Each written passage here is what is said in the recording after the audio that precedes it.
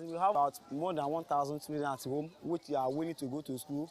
So there's not enough space. As you can see, we didn't have primary six class in the school. Maybe the children passing to primary six can move them from here to the new school for the primary six. Also, maybe the other class we can collect more children into the schools because education is the best thing in life.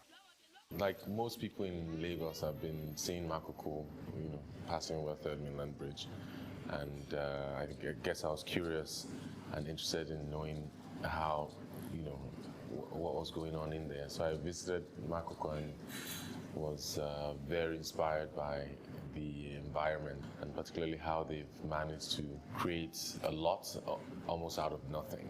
So I decided to learn from the environment and also help improve the environment. And one of the first needs that the community expressed to me was a school, and I volunteered to help design and build one.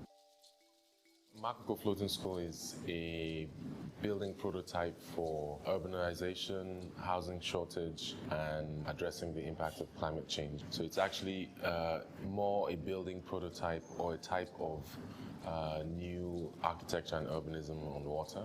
We started by working with the community, learning from the carpenters and local builders that had done most of the construction there, and we found out what their challenges that they face. So to try to build a structure that is large enough for a school on water requires a lot of thinking to be sure that you are creating something that would last. There's one existing school which had attempted to build on water, and you'd see some structural failures in it, and the school gets flooded when it rains. So what makes ours different is that we are addressing these problems, and it's a solution that enables the kids to occupy and be in the school almost throughout the year.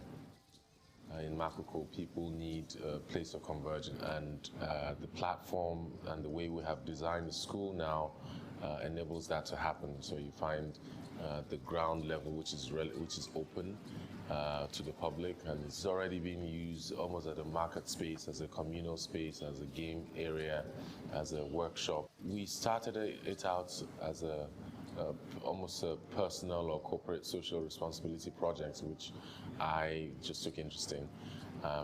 And at some point we realized that this was not just about building a school, it was really about addressing a significant issue that we're beginning to see in coastal African cities. I want to appreciate Mr. Kule for building a school for us. I feel happy of floating school. I like a floating on water. Children will go and learn from it. They will go and learn, they will go front.